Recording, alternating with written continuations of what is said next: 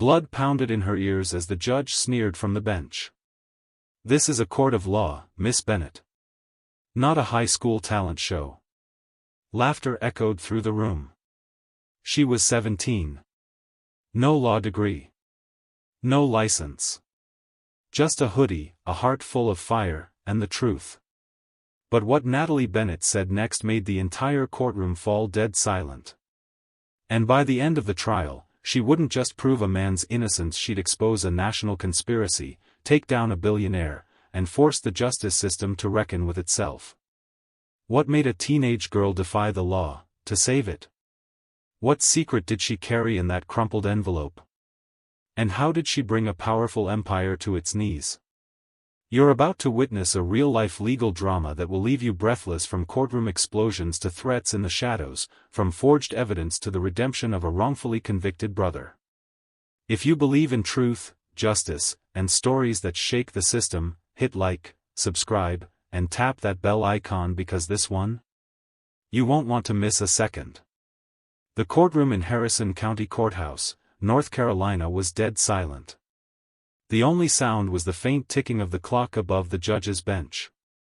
Presiding over the case was Judge Leonard McAllister, an older man with silver hair slicked back and a face carved from decades of delivering verdicts. He leaned back in his high-backed leather chair, a smug smile tugging at the corner of his mouth. His voice rang out with cutting sarcasm as he addressed the teenage girl standing at the defense table. "Miss Bennet," he said, drawing out her name like it left a bad taste, "are you even aware of where you are?" The girl he was speaking to looked no older than 16. Her tangled brown curls framed a determined face. She wore a gray hoodie, a pair of faded jeans, and scuffed white sneakers. She shifted her weight on the polished wood floor, and her shoes made a soft squeak that echoed through the chamber. "This is a court of law," Judge McAllister continued, "not some high school debate club." A ripple of laughter moved through the courtroom. Several attorneys sitting behind their polished oak desks exchanged amused looks. Even the bailiff cracked a smirk. The girl stood alone. No legal team. No partner. Just her, Natalie Bennett, clutching a stack of papers so thick it looked like it might topple from her arms. Her cheeks turned a shade darker, but she didn't look away from the judge. Her voice, when it came, was calm and controlled. "Your Honor," she began, "I'm here to—" Judge McAllister waved his hand dismissively, cutting her off mid-sentence. "Save it," he snapped.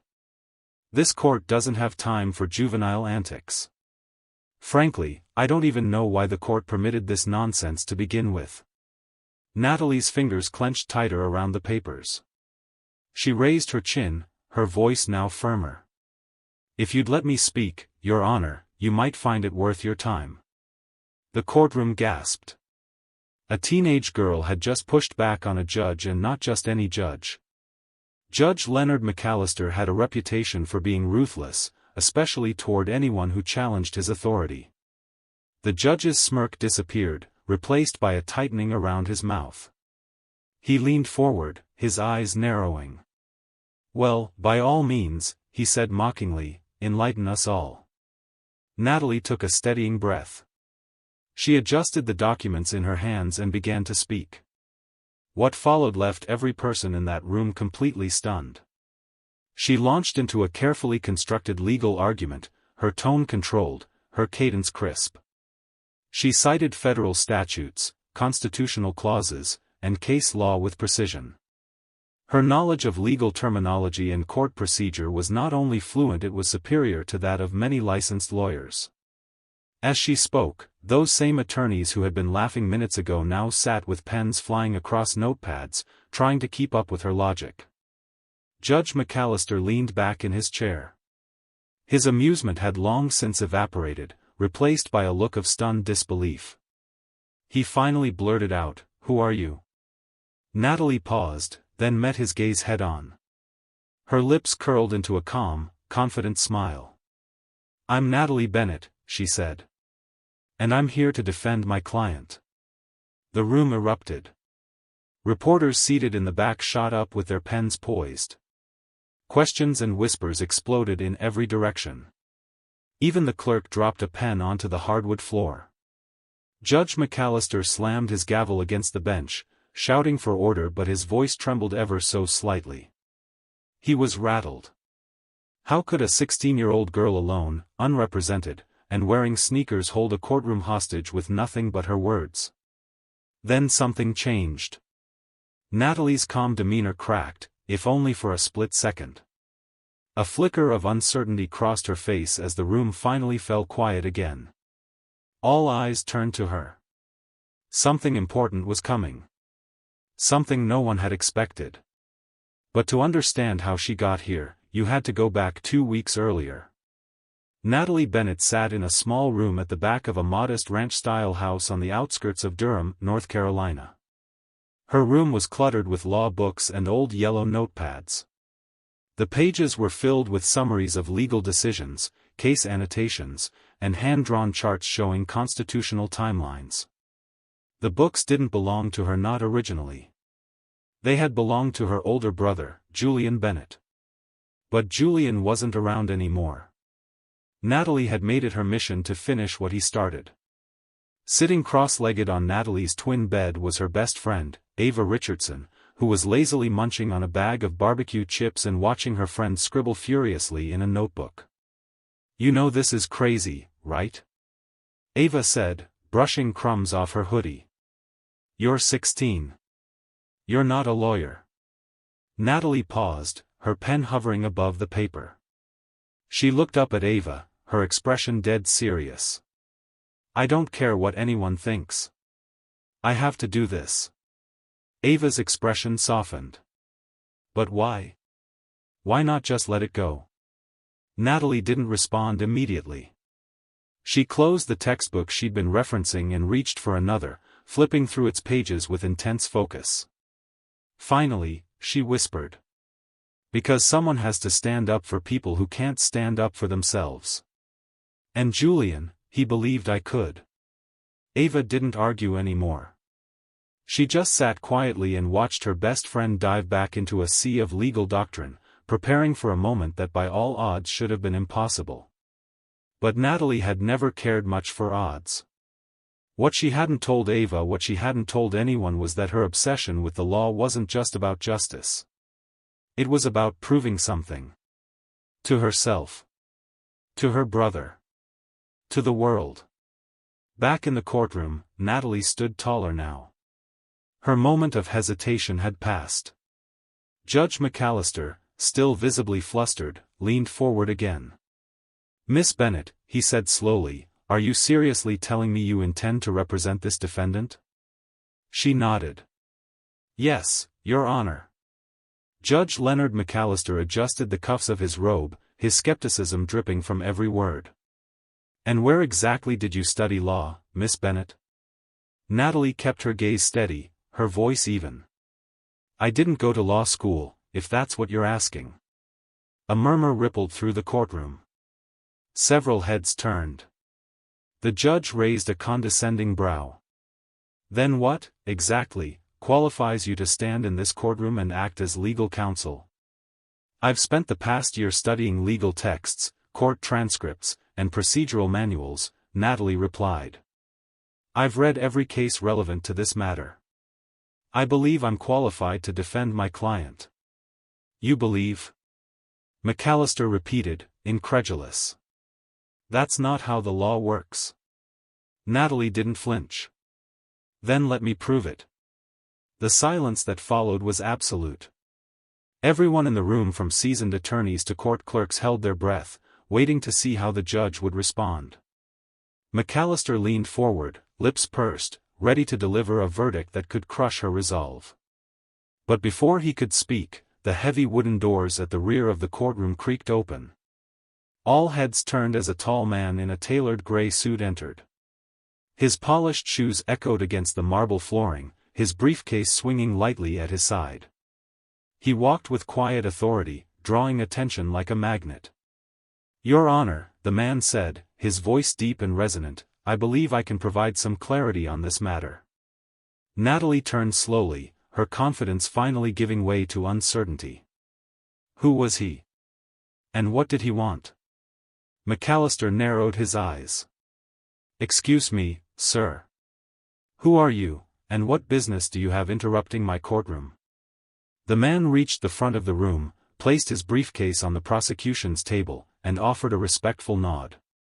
"My name is Franklin Hayes, and I'm a representative of the North Carolina State Bar Association." Gasps erupted across the room. Natalie's stomach twisted as she clutched her documents tighter. Her eyes locked on Hayes, trying to gauge his intent. "The Bar Association?" McAllister echoed. "What concern do you have in this case?" Hayes opened his briefcase and pulled out a slim manila folder. He flipped through several pages before responding.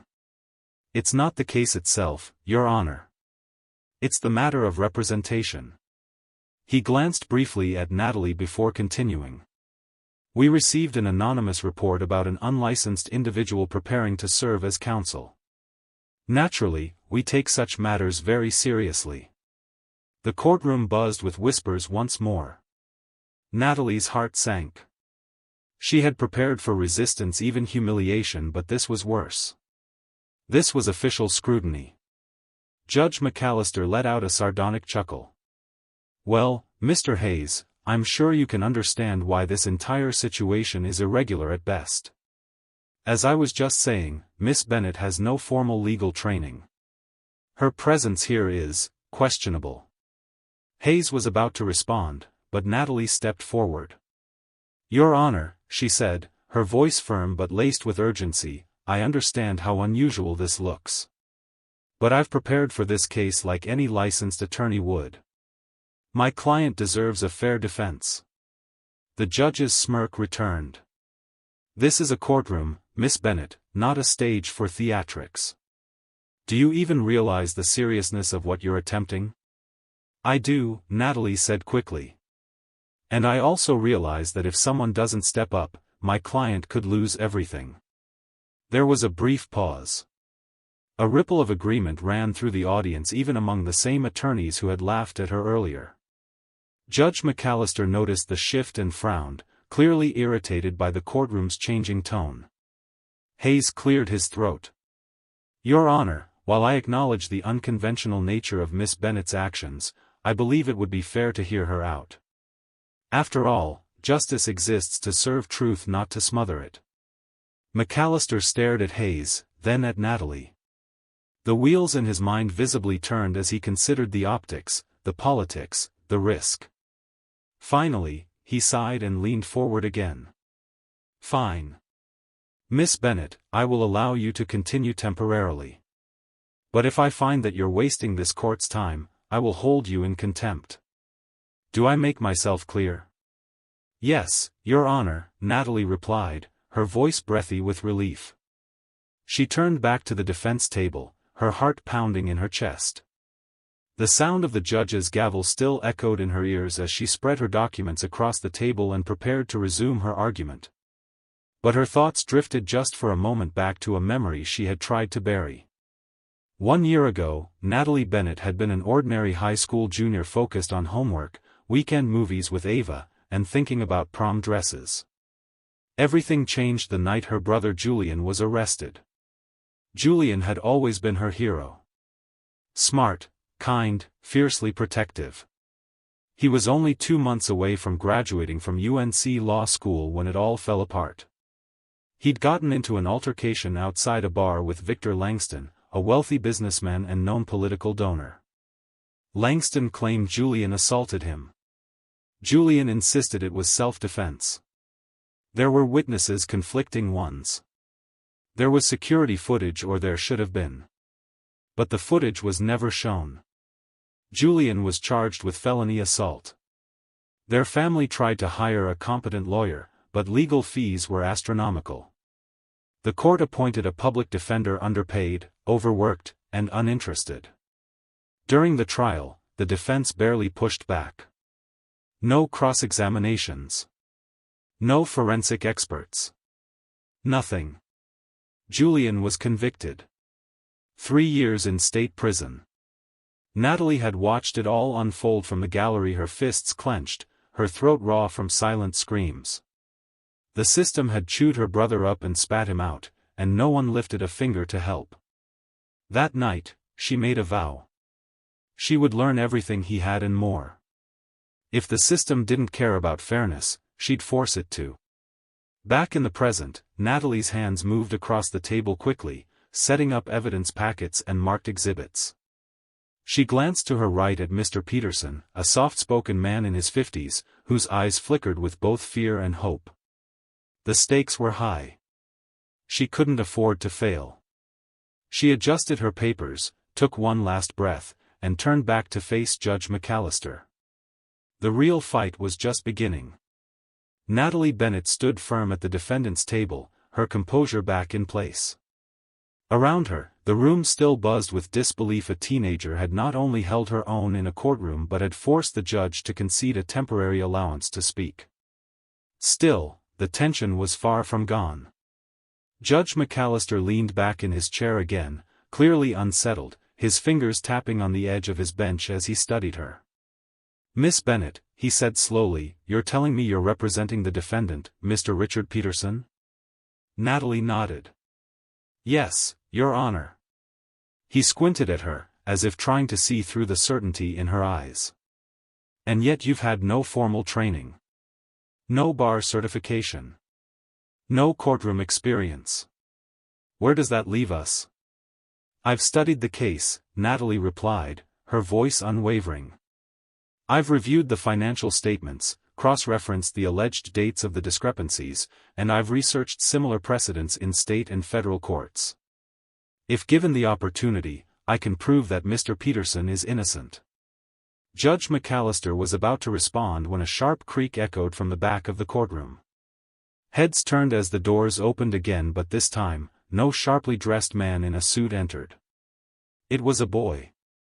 A small boy, no older than 10, with dark hair and wide, worried eyes. He clutched a crumpled envelope in both hands as he rushed down the aisle. "Natalie," he called out, his voice slicing through the silence like a blade. Natalie turned in shock, her breath catching in her throat. "Eli," she whispered. The boy, her younger cousin, ran up to the defense table, breathless. "You forgot this," he said, holding out the envelope. She froze. She knew exactly what it was the moment she saw it, and she hadn't meant to bring it. It wasn't part of her exhibits. It wasn't even part of this case. But there it was, now, in her hands, and every eye in the courtroom was suddenly fixed on it. Judge McAllister narrowed his gaze. "Miss Bennett," he said sternly, "what's in that envelope?" Natalie hesitated. The room was silent again, suffocatingly so. "It's nothing related to this case, Your Honor." The judge didn't budge. "If you're withholding something pertinent to these proceedings, I assure you, that will not end well for you." Eli tugged gently at her sleeve.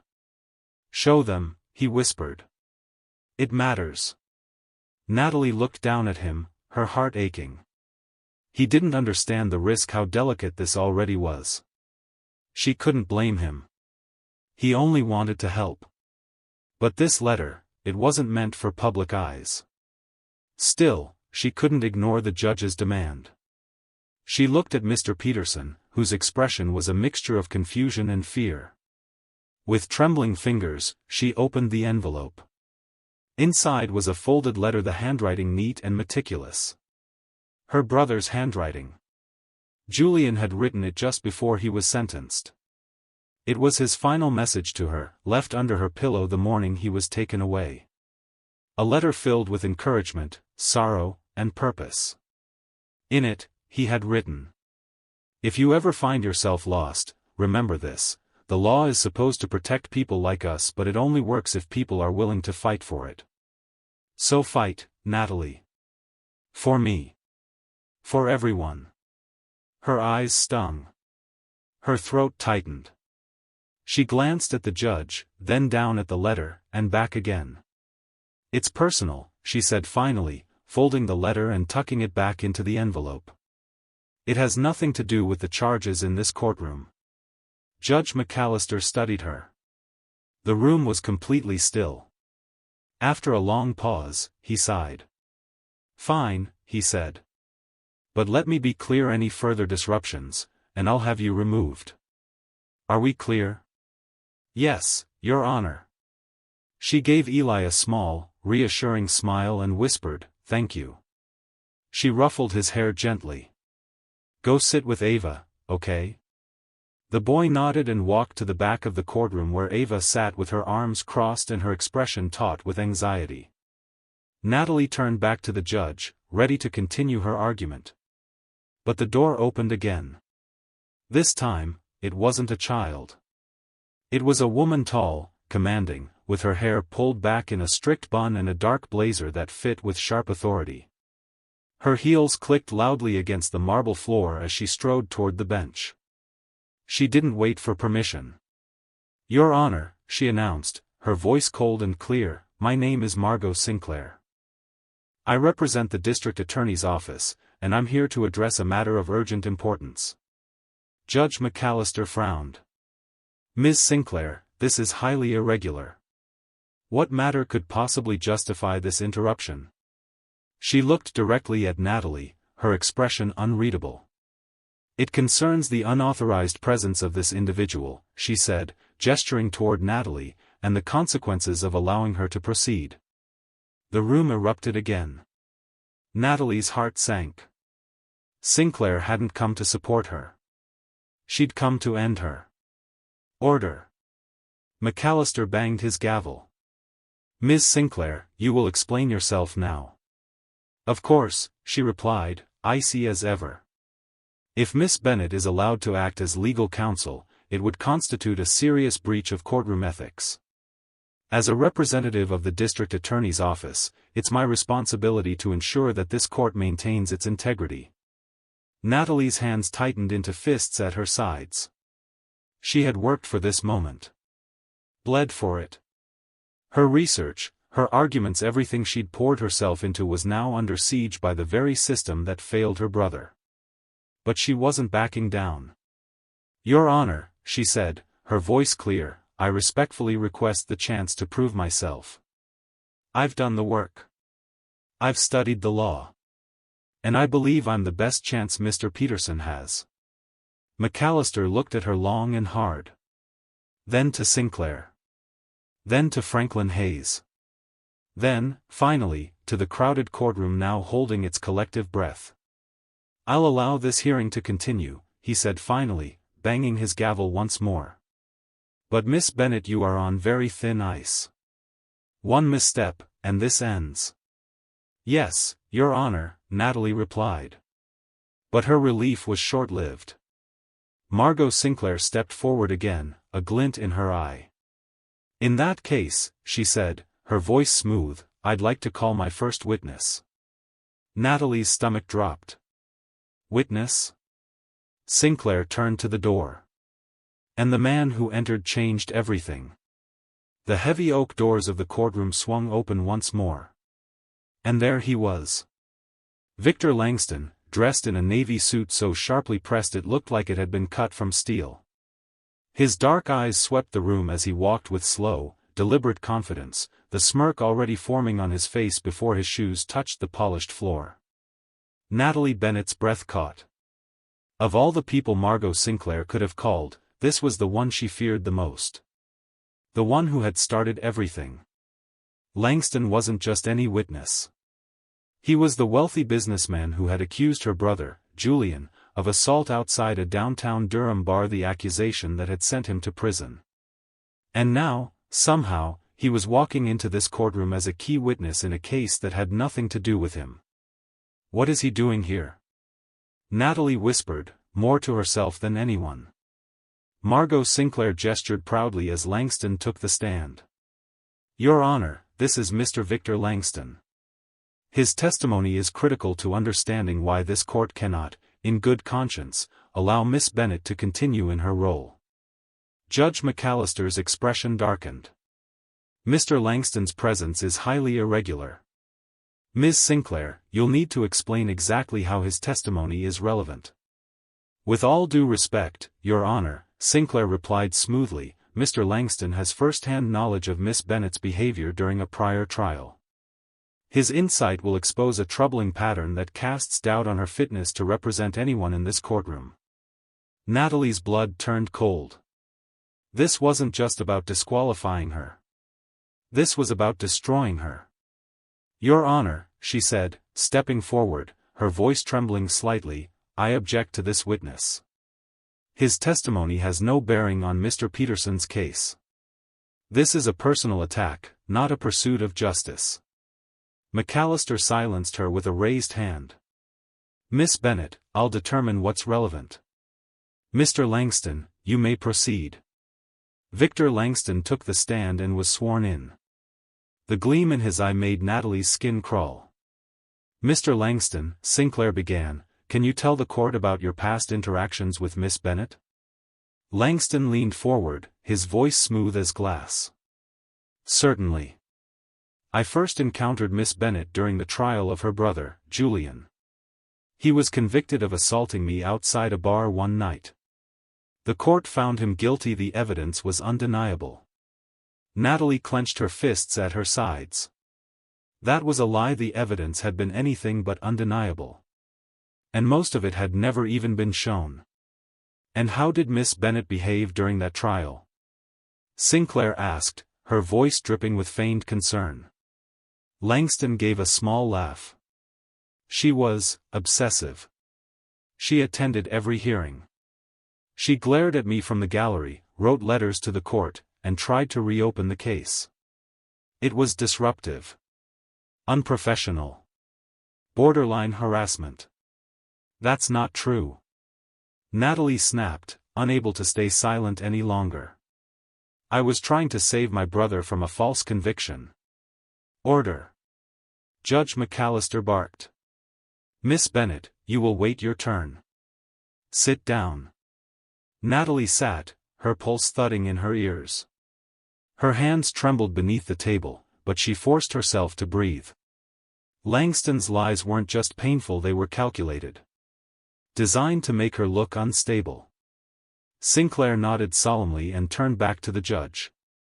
Your Honor, this testimony shows that Miss Bennett lacks the professionalism, objectivity, and emotional restraint necessary to act as counsel. Her behavior during her brother's trial is clear evidence. Natalie rose to her feet again. Your Honor, please. Mr. Langston is not an unbiased witness. He's the man who falsely accused my brother. This is a smear campaign, not testimony. McAllister raised his gavel. You're close to being in contempt, Miss Bennett. One more outburst. Natalie caught herself. She took a breath. Then allow me to cross-examine him. There was a pause. The courtroom held its breath. Judge McAllister considered her. Then, finally, he gave a single nod. Very well. You may proceed.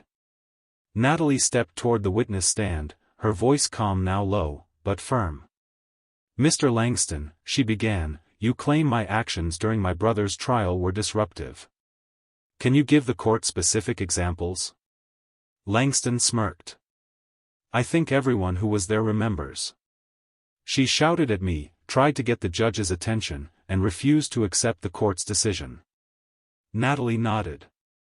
So, no concrete examples. Just your opinion. His smile faded slightly. You were clearly emotionally compromised. Too emotional to pursue justice, she asked, raising an eyebrow. Or too determined to let someone like you manipulate the system? Gasps rippled through the courtroom. Miss Bennett, McAllister warned. Natalie pressed forward. Let's discuss the evidence from my brother's case specifically, the security footage from the bar. Do you recall why it was never admitted in court? Langston shifted in his seat. It was deemed inadmissible. Why? She pushed. Was it because it contradicted your statement? Because it showed you throwing the first punch? I'm not here to relitigate your brother's case, Langston snapped. No, Natalie said, stepping closer, you're here to discredit me. But if my credibility is in question, then so is yours. The tension in the room was suffocating. Langston opened his mouth to respond, but before he could speak, a loud crash echoed from the back of the courtroom. Everyone turned. A disheveled man stood in the doorway, pale and gasping for breath. In his hand was a small USB drive. "I have evidence," he shouted. "Evidence that proves she's telling the truth." The room exploded into chaos. Judge McAllister banged his gavel repeatedly. "Order! Order!" Natalie froze. The man stumbled forward, clutching the USB like it was the last thing tethering him to this world.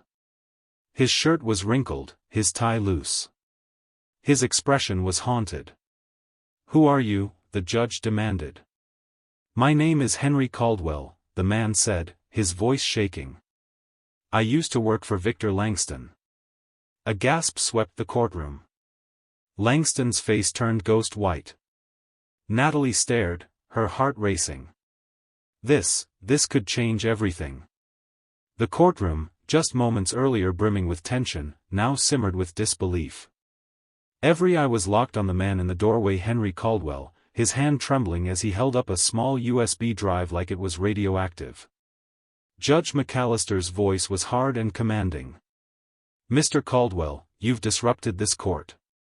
This had better be important." "It is," Caldwell said, his breathing still uneven. "This USB contains the missing footage. The security video from the bar the night of Julian Bennett's arrest. The one that never made it into court." Natalie's knees nearly gave out beneath her. The footage. The footage they'd said didn't exist. Or had been corrupted. The footage that could have saved her brother.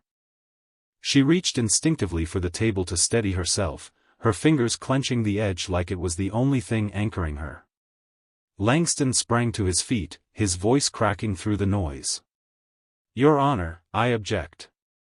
This is outrageous. This man has no standing." McAllister cut him off with a thunderous bang of his gavel. "Sit down, Mr. Langston. I will decide what's outrageous in my courtroom." Langston glared at Caldwell, his face a mask of seething fury. "Mr. Caldwell," the judge continued, "do you have any evidence to support your claim?" "Yes, Your Honor," he replied.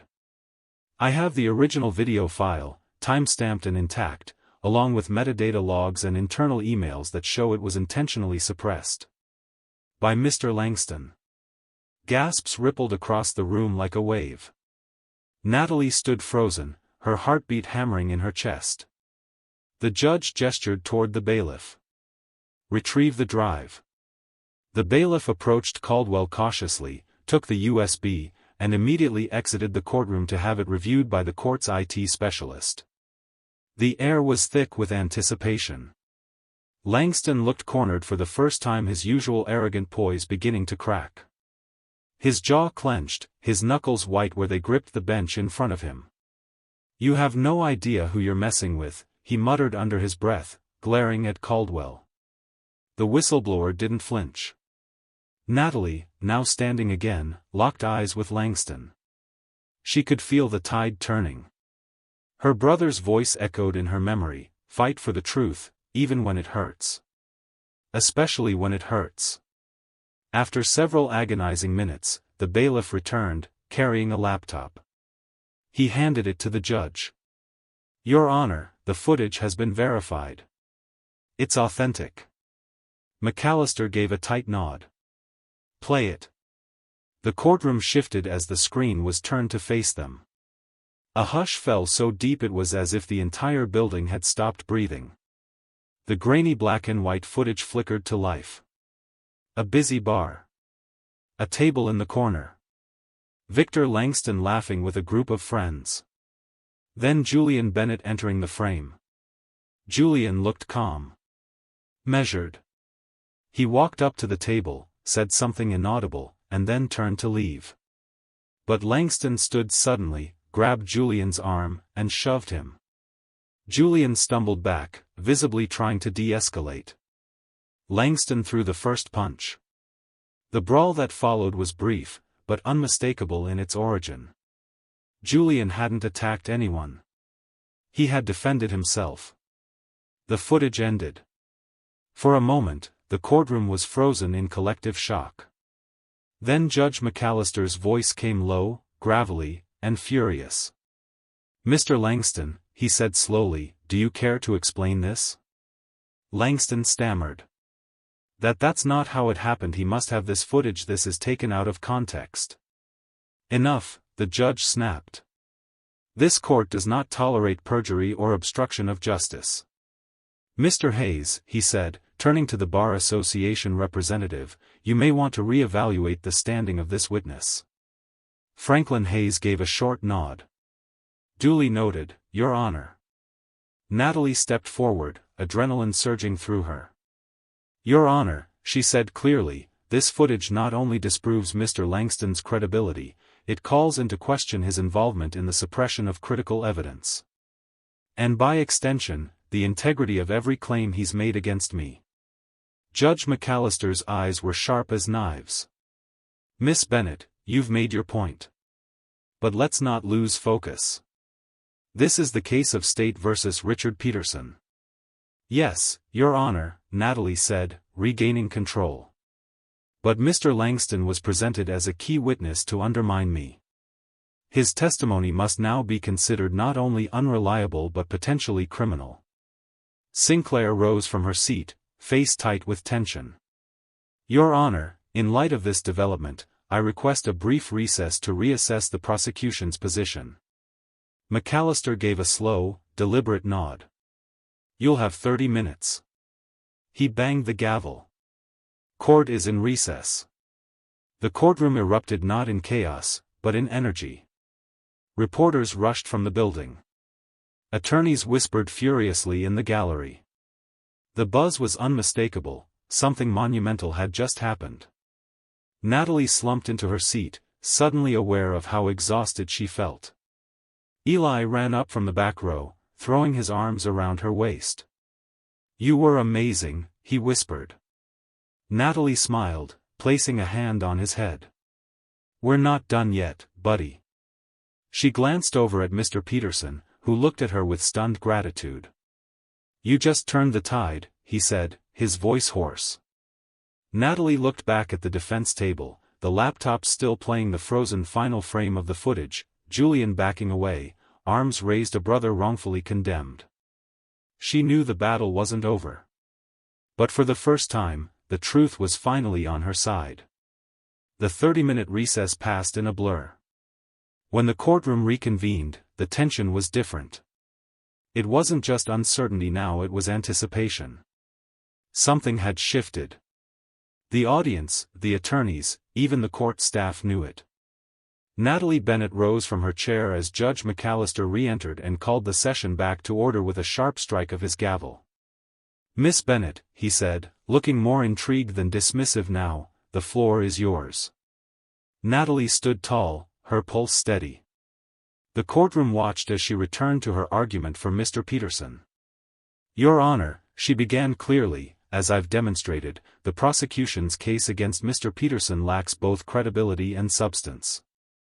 The documents provided so far do not establish intent or verifiable misconduct. The timeline and the financial records do not align. In fact," she moved to the presentation board behind her and pointed to a timeline chart. "These bank transfers in question occurred after my client was placed on medical leave for a heart condition. During that time, he had no access to the company's financial systems. Here is his doctor's statement and medical leave approval." She handed copies to the clerk, who distributed them to the judge and prosecution. Sinclair received hers with a neutral expression, though Natalie didn't miss the tightness in her jaw. "Furthermore," Natalie continued, "Mr. Peterson voluntarily submitted to a financial audit 6 months prior with no discrepancies reported. He was transparent then and has continued to be now." The courtroom listened in respectful silence. Even McAllister, known for his impatience, leaned forward slightly in his chair. For the first time in hours, Natalie felt like a real lawyer. But the moment didn't last long. Sinclair stood, her lips pressed into a thin, sharp line. "Your Honor," she said smoothly, while Miss Bennett's presentation was compelling, it does not exonerate her client. She motioned to a clerk, who handed her a thick folder. In fact, the prosecution has uncovered additional correspondence email exchanges between Mr. Peterson and another employee, indicating a coordinated effort to misappropriate company funds. The judge raised a brow. "May I see the documents?" "Of course," Sinclair replied, handing him a copy. Natalie's gut clenched as she received her own copy. She flipped through the pages quickly, her heart sinking. The emails looked official. Timestamps, company headers, signature blocks, all seemingly legitimate. And the contents painted a damning picture: back-and-forth conversations between Mr. Peterson and a colleague discussing how to reroute company money into a private account. She looked at her client. Mr. Peterson's face had gone pale. "I didn't write these," he said under his breath. "I swear to you, Natalie. I've never seen these in my life." Natalie nodded, forcing calm into her voice. "We'll figure it out." She turned back to the judge. "Your Honor, may I request to examine the authenticity of these documents?" McAllister looked up. "You believe they may be fabricated?" "I do," Natalie said. "They contradict everything we've established and come from an anonymous source. That alone warrants a forensic examination." Sinclair crossed her arms. "Are you accusing the prosecution of falsifying evidence, Miss Bennett?" "I'm saying," Natalie replied, meeting her eyes directly, "that this court deserves to know if this evidence is real." Judge McAllister tapped the folder lightly against his desk. "Miss Sinclair," he said, "how were these emails obtained?" "They were submitted by a confidential informant," she said calmly. "Verified internally." "That's not good enough," the judge said firmly. "Given recent developments, I agree with Miss Bennett. We'll recess again until these emails can be reviewed by an independent forensic analyst." Sinclair's composure flickered barely, but Natalie caught it. A subtle crack. A hesitation. A delay in her next breath. She wasn't expecting pushback. As the judge exited the courtroom again, Natalie sat down next to Mr. Peterson. "You okay?" she asked gently. "I didn't do this," he whispered. "But after everything, it doesn't matter, does it? They already think I'm guilty." "Not me," she said. "And not anymore." He glanced at her, a glimmer of hope in his tired eyes. "You remind me of my daughter. She believed in people, too." Natalie felt her throat tighten. "Then let's make her proud." Hours passed before the forensic analyst returned, this time with a folder in hand and a grave look on his face. The judge took his seat. "Have you completed your analysis?" "Yes, Your Honor," the analyst replied. "And my findings are definitive. The emails presented as evidence were forged." A collective gasp rippled through the courtroom. Natalie allowed herself a single exhale of relief. Sinclair, on the other hand, looked as if she had just bitten into glass. McAllister's eyes narrowed. "Ms. Sinclair, this is a serious issue. Submitting falsified evidence to this court undermines the entire process." Before Sinclair could respond, another figure stood. Victor Langston. His face red, his voice loud. "She's manipulating all of you. She's turning this courtroom into a circus to serve her own vendetta." "Sit down, Mr. Langston," the judge barked. But Langston didn't sit. Instead, a man entered the courtroom again, the same analyst, accompanied by a third figure.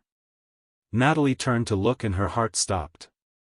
The new man had dark eyes, tired features, and a guilty expression carved into every line on his face. "I need to speak," he said, loud enough to quiet the room. The judge gestured cautiously. "State your name." "My name is William Tate," he said, "and I forged those emails. Because Victor Langston paid me to." The room exploded. Gasps, shouting, disbelief. The judge pounded his gavel.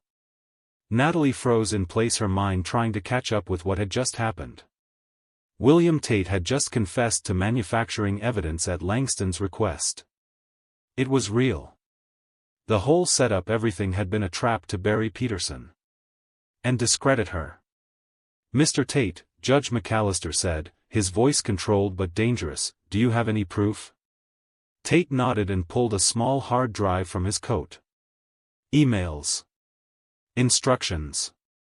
Payments. It's all on here." The bailiff collected the drive. "MC," Alistair turned to Langston, whose smirk was now completely gone. "You are ordered to remain in this courthouse until further notice," the judge said. "Any attempt to leave will be considered obstruction." Langston said nothing. But his glare at Natalie could have cracked concrete. As the court recessed again to verify the new evidence, Natalie sat back, her head spinning. She had survived one ambush and uncovered another. But in her gut, she knew it wasn't over. Not by a long shot. The courtroom was electric with chaos. Even during recess, whispers surged through the halls like wildfire. Reporters clustered outside the courthouse doors, phones lit up with news alerts, and social media feeds were already ablaze with breaking headlines. "Whistleblower confesses, evidence against defendant forged under Langston's orders." Teen legal prodigy Natalie Bennett exposes judicial corruption in live courtroom standoff. Inside, Natalie sat beside Mr. Peterson in a hushed corner, trying to process everything. William Tate's confession had detonated the case, and possibly Victor Langston's entire career. But it also shifted the fight into uncharted territory. "I didn't think it would actually happen," Peterson whispered. "That someone would come forward." Natalie gave him a tired smile. "Neither did I." He paused, his voice softer now. "You saved my life." She blinked, not quite sure how to absorb that. She had prepared legal briefs and pieced together case law, but she hadn't anticipated the emotional weight of hearing something like that. "You remind me of my daughter," he added. "She never gave up on anyone either." Natalie looked down. She didn't know what to say. All she could do was nod, letting the words settle into her chest like a quiet promise. The court reconvened an hour later, and all eyes turned to the forensic analyst as he approached the witness stand again, this time with the results of the hard drive Tate had turned over. Judge McAllister straightened in his seat, the room tense with anticipation. "Mr. Dell," the judge said, "have you completed your analysis of the new evidence?" "Yes, Your Honor," the analyst replied, holding up a printout. The hard drive contains extensive documentation. It includes direct communication between Victor Langston and Mr. Tate, payment transfers, falsification instructions, and encrypted files matching the forged emails submitted to this court. A wave of gasps moved through the gallery. "Are you certain of the authenticity of these files?" "They are genuine," the analyst replied. "Undoubtedly so." Judge McAllister let out a slow breath. Then he turned to Langston, who now looked like a man suffocating under the weight of his own undoing. "Mr. Langston," the judge said coldly, "you are hereby detained for obstruction of justice, witness tampering, and conspiracy to defraud this court. Bailiffs take him into custody." Langston shot to his feet, furious. "You'll regret this," he shouted, his voice echoing off the walls as the bailiffs approached. "All of you. This isn't over." Natalie watched as he was handcuffed and led out, his face twisted in fury. But she didn't flinch. She held her ground and stared back. His threats no longer had power. As the door shut behind him, Sinclair rose slowly, her face expressionless. But the weight of defeat clung to her like shadow. "Your Honor," she said, her voice tight, "while this development is significant, the charges against Mr. Peterson must still be reviewed on their own merit." Natalie stood. "Your Honor, with respect," she began, "the prosecution's entire case has been discredited. Every piece of their evidence either originated from or was manipulated by a proven liar and criminal. My client was framed. It's time to dismiss the charges." Judge McAllister paused for a long moment. He scanned the room, a room now filled with people who were watching not only a trial but history unfold. He turned to Mr. Hayes of the Bar Association, who gave a small nod of agreement. Then finally, McAllister looked back at Natalie. "I agree." The words were simple. But to Natalie, they hit like thunder. He banged his gavel. "The charges against Mr. Richard Peterson are hereby dismissed. This court stands in recess." The courtroom erupted in applause, not wild, but heartfelt. Ava let out a cheer from the back. Eli jumped to his feet. Peterson turned to Natalie with tears in his eyes. "Thank you," he whispered. "Thank you for not giving up." She smiled wide and real and relieved. "Just live your life. Take care of the people who matter." He nodded, then walked out of the courtroom a free man. As Natalie gathered her papers, still reeling, she heard her name being whispered around her by clerks, attorneys, and even reporters. "That's the girl who beat Langston. She exposed a whole network. She's not even a lawyer yet." Outside the courthouse, the steps were flooded with media. Cameras flashed. Reporters shouted questions. "Natalie, how did you discover the forgery? Do you plan to take the bar? Was this all to clear your brother's name?" She held up a hand. "No comments today. I just need to breathe." Ava rushed up to her and threw her arms around her. "You did it," she yelled. "You actually did it." Natalie smiled and turned to Eli. "You okay?" He nodded eagerly. "You're famous now. They're talking about you on TikTok." She laughed and pulled him in for a hug. "Let's get out of here." That night, as the adrenaline faded, Natalie sat at her kitchen table, quiet now, the noise gone. A single desk lamp lit her brother's old law books, still open, still worn at the edges. The case was over. Mr. Peterson was free. Langston was in custody. But one thing hadn't changed. Julian was still in prison. Her phone buzzed. It was Ava. "Have you seen the news?" she asked breathlessly. "No," Natalie said. "Why?" "Turn on the TV. Now." Natalie clicked on the screen. A news anchor appeared, her voice calm but her words hit like ice. "Breaking tonight, Victor Langston, the disgraced businessman accused of falsifying evidence, was released on bail earlier this evening. Sources confirm his legal team is preparing a public defense. No official statement has been made, but his lawyers claim the charges are part of a targeted smear campaign orchestrated by former employees and activists." Natalie's jaw clenched. He was out. He was already rewriting the story. Ava's voice crackled through the phone. "He's not going away, Natalie. You know that, right?" "I know," she whispered, her gaze narrowing. "And neither am I." The morning after Langston's release, Natalie Bennett barely slept. The sun filtered through the blinds of Ava's apartment, but it brought no peace. The weight of everything she had fought for pressed heavily on her chest. She had proven Mr. Peterson's innocence. She had exposed a powerful man for the fraud he was. And yet, Victor Langston had slipped through the cracks again. Released on bail. Planning a comeback. Trying to turn himself into the victim. Natalie sat at the kitchen counter, her laptop open in front of her and a cold cup of tea at her elbow. She scrolled through articles, trying to understand the moves Langston was making. Headlines from major outlets had already softened the narrative. Langston denies allegations, claims political retaliation behind charges, disgraced, but not defeated. The Victor Langston legal counterattack begins. Her stomach turned. She knew how men like him operated. They didn't hide, they recalibrated. They shifted blame. And worse, they often had help. Her phone buzzed.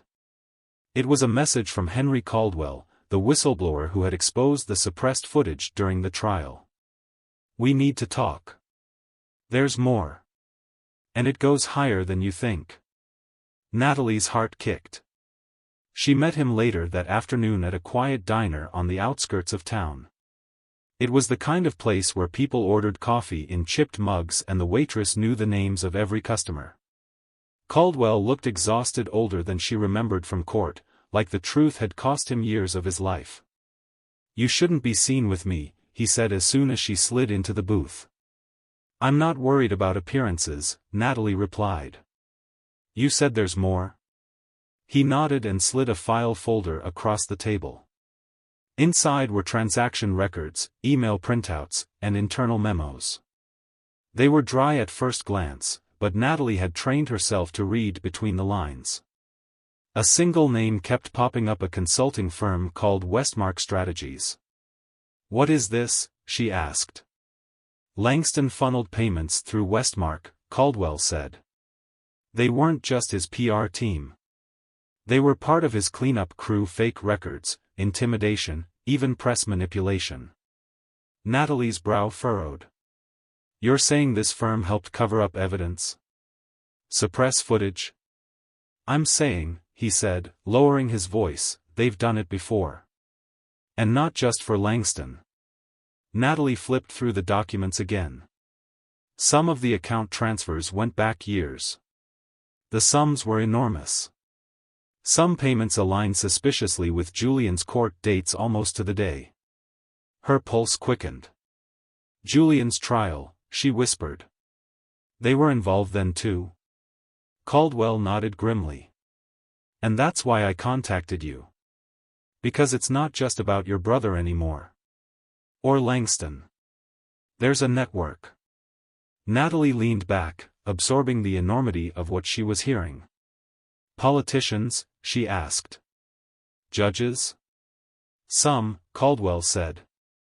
"Corporate boards? Lobbyists? Law enforcement? People who benefit from bending the law and have the money to keep it that way." Natalie was silent for a long time. Then she asked, "Why are you telling me all this now?" "Because I believe you can finish what your brother started," he said. "And because if I don't, I'm next." She nodded slowly. "Then we expose them." That night, she didn't go home. She went to the local university library and spent hours digging into Westmark Strategies. Their public website listed them as a reputation management and compliance consulting firm, but their digital footprint was oddly sterile. No press releases. No client statements. Just a string of vague endorsements and buzzwords. But deep in a public business record archive, she found something else: a list of financial disclosures tied to Westmark's founders. One name stopped her cold. Henry Willis. It was the same man who had brought the USB drive to the courtroom, the man who had claimed he used to work for Langston. She cross-referenced tax filings and public employment databases. Sure enough, before he was a whistleblower, Henry Willis had been a senior analyst for Westmark. Natalie's stomach dropped. He wasn't just a witness. He had been part of the machine. The next morning, she knocked on his apartment door. He answered, bleary-eyed, clearly not expecting her. "We need to talk," she said, pushing past him before he could react.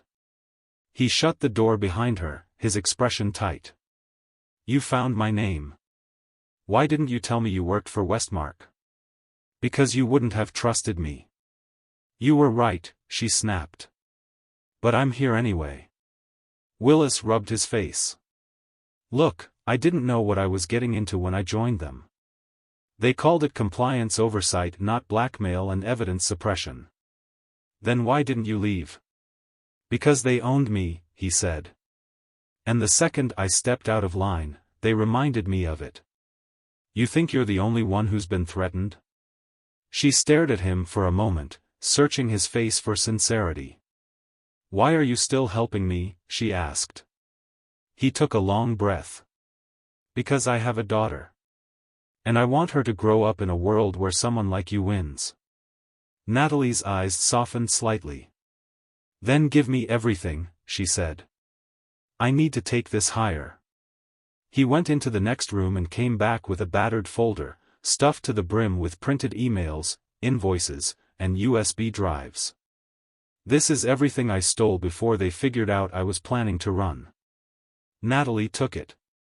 It felt heavier than it looked. "You know this makes you a target," she said. "I already am," he replied. "But so are you." She nodded. "Let them come. I'm not backing down." That night, as she walked back to Ava's apartment, the street felt darker. A car idled too long near the corner. A shadow moved behind her a second too late. When she reached the door, she found it cracked open. She stepped inside slowly. Papers were everywhere. The couch overturned. The desk drawers emptied. And her laptop gone. On the kitchen table was a note. Big block letters, scrawled in marker. "Stay out of this or you'll regret it."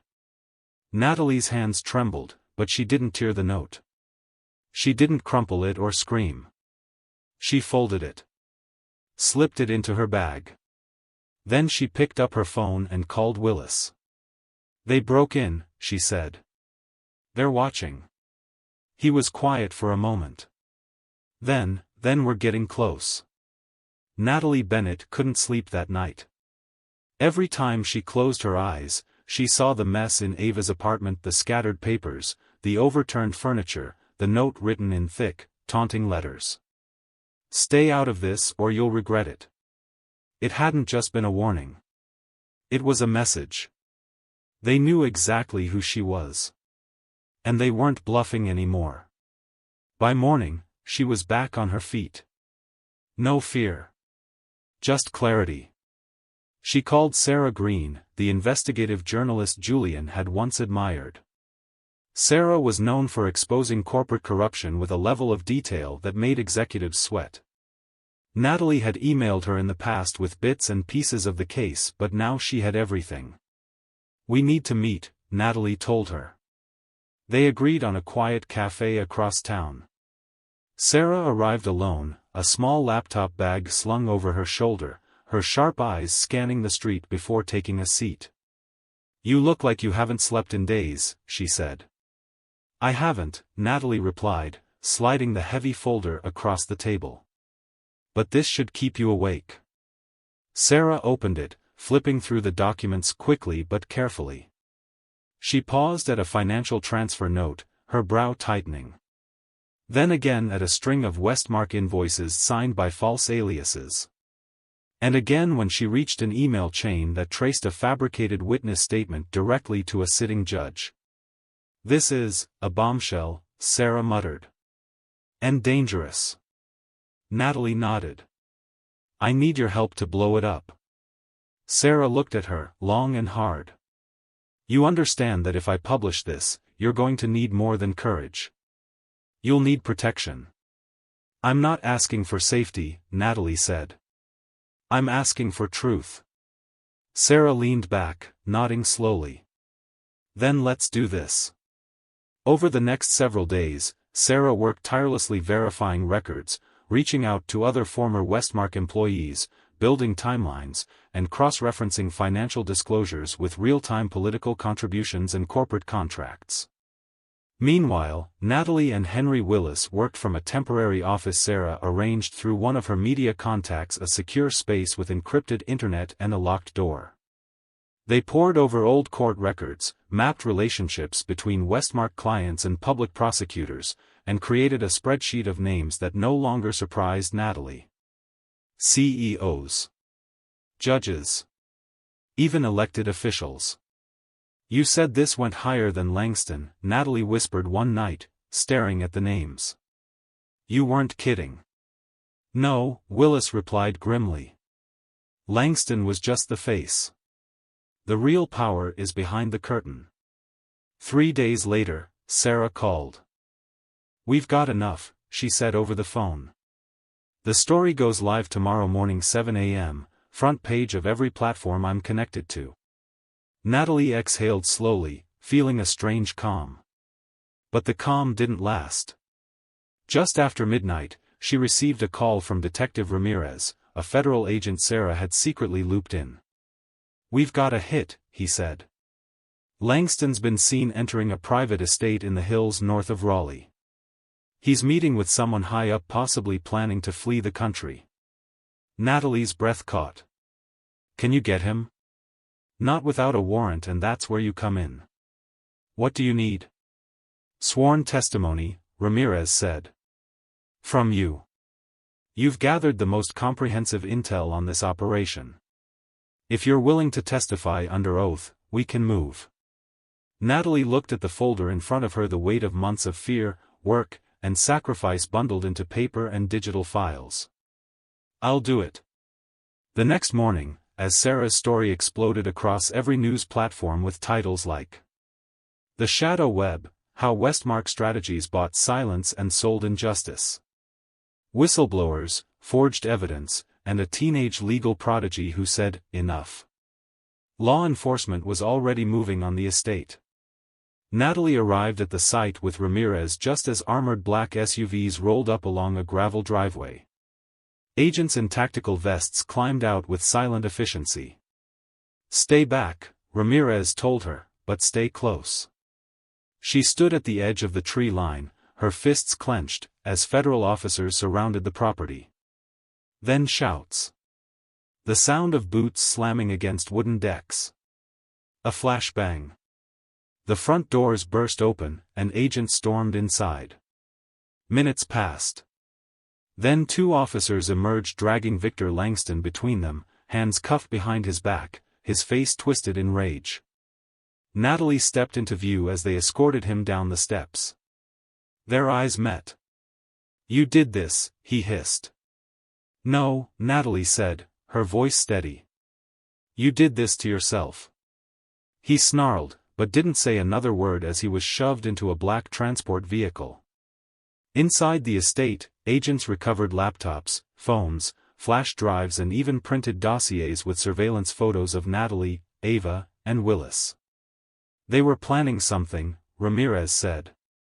And not just to disappear. Natalie turned away from the files, her mind reeling. "How far does it go?" she asked. Ramirez stared at her. "We're still pulling the threads. But based on what you gave us, this could be one of the biggest corruption cases in state history." Later that day, back at the federal courthouse, Natalie stood in a dimly lit conference room with Sarah and Willis. They watched news anchors discuss the raid, the arrests, the implications for elected officials named in Sarah's report. The public outcry was deafening. Protests had erupted outside Westmark's main offices. Politicians were distancing themselves from former allies. And Langston's bail had been officially revoked. He would remain in federal custody. Willis turned to Natalie. "You realize what you've done, right?" "I started something," she said. "But I'm not done." Sarah smiled faintly. "What's next?" Natalie looked down at a photo of Julian in her wallet. "Now, I get my brother out of prison." 2 weeks later, Natalie Bennett stood outside the same courthouse where everything had begun, not as a defendant, not as a rogue advocate, but as the force behind a movement. She adjusted the blazer Ava had lent her, the sleeves slightly long for her frame, and took a slow breath. The appeal hearing for her brother, Julian Bennett, was about to begin. After months of collecting evidence, weeks of public outcry, and the takedown of Victor Langston and his network, the moment had finally arrived. She wasn't alone. Julian now had legal representation, a seasoned attorney named Marcus Flynn, handpicked and backed by civil rights advocates who had rallied to Julian's cause after Sarah Green's story went viral. But Natalie had fought for every step that led to this day. Inside the courtroom, packed wall to wall, familiar faces filled the benches. Ava sat beside Eli in the second row, flanked by community organizers and law school students who had been inspired by Natalie's story. Even reporters kept their distance now, respectfully silent. As proceedings began, the defense presented the newly uncovered evidence, the suppressed security footage, the forged emails Langston had tried to weaponize, the financial records tying Westmark to the witness intimidation. Natalie sat forward as Marcus Flynn laid it all out methodically, his voice calm and direct. He didn't overreach, he didn't need to. The facts were damning enough. When it came time for closing arguments, Flynn stood in the center of the room, glanced once at Julian, then addressed the judge with conviction. Your Honor, the evidence before you is not only overwhelming, it is a shameful indictment of how power was used to silence the truth. Julian Bennett was wrongfully convicted. And not because the facts supported it, but because the system was manipulated by those who feared what the truth would cost them. Today, this court has a chance to correct that injustice. I urge you to do what is right, not just for Julian Bennett, but for every person who has ever been failed by the process meant to protect them. Silence fell. Natalie gripped the edge of her seat. Her heart thundered in her chest. The judge read from the bench with solemnity, his voice echoing against the high marble walls. After reviewing the new evidence, and taking into account the egregious misconduct surrounding Mr. Bennett's original trial, this court hereby vacates the conviction of Julian Bennett. He is to be released immediately. The words hit like a thunderclap. The room erupted. Ava clapped both hands over her mouth. Eli threw his arms in the air. Tears blurred Natalie's vision as she turned to see her brother, her calm, quiet, wrongfully convicted brother, stand from the defense table and smile at her with disbelief and relief in his eyes. She didn't wait. She pushed through the row and rushed forward. They embraced in the center of the courtroom, years of pain, anger, hope, and love crashing together in that single moment. You did it, Julian whispered, his voice thick with emotion. You actually did it. No, Natalie said, pulling back to look at him. We did. You believed in me when no one else did. I just returned the favor. The next few weeks passed in a blur. Media requests poured in. Universities offered Natalie speaking engagements. Law schools sent her letters of invitation. Civil rights organizations cited her as a catalyst for sweeping policy proposals. And yet, Natalie kept her focus on what mattered most: Julian's return home, and the fight that still lay ahead. Late one evening, she and Julian sat at their parents' dinner table. The lights were soft, the mood quiet. After days of public attention, this moment felt sacred. Over untouched mugs of tea, Natalie cleared her throat. I want to go to law school, she said. For real this time. No disguises. No loopholes. I want to do this the right way. Julian smiled, pride glowing behind his tired eyes. You'll be amazing. She hesitated. You think so? I know so, he said. You've already done more than most attorneys ever will. Years later, Natalie Bennett stood in a courtroom once again. This time, not as a teenage renegade or an underestimated sister, but as a licensed attorney, wearing a fitted navy blazer, standing beside her first official client, a young single mother falsely accused of theft. She placed a hand on the client's shoulder gently before stepping forward. Her voice, calm and assured, filled the room. Your Honor, I'm here to defend someone who deserves the truth. And I intend to deliver it. The judge nodded. The trial began. And as Natalie moved through her opening argument, confident and collected, she could feel the journey still alive in every word. From that first courtroom showdown to this very moment, she had never stopped fighting. And she never would. Long after the headlines faded, after Victor Langston was sentenced and the Westmark network dismantled piece by piece, the name Natalie Bennett still carried weight far beyond the courtroom. Law students quoted her in papers. Judges referenced her case when drafting reforms. Parents told their daughters about the teenage girl who took on the system and didn't flinch. But Natalie never saw herself as a hero. Just a sister who refused to let silence bury justice. Julian eventually found his footing again. He went back to school, this time in public policy, vowing to make the legal system more transparent. Ava opened a nonprofit offering legal aid to families like theirs.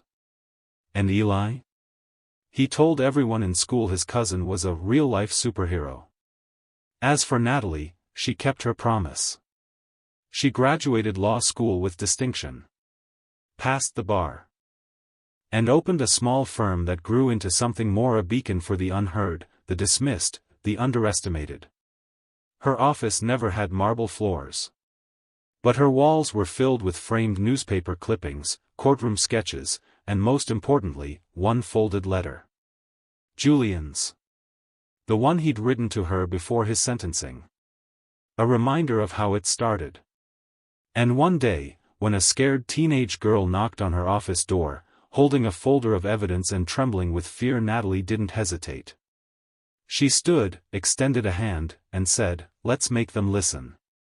Because justice doesn't come from a degree or a title. It comes from conviction, from courage, and from those who choose to fight even when the world tells them to sit down." Thank you for watching this powerful story. If Natalie's journey moved you, please like, share, and subscribe to our channel for more real, inspiring stories about justice, resilience, and the people who rewrite the rules. This is Color Line Stories, where truth has a voice and it's louder than fear.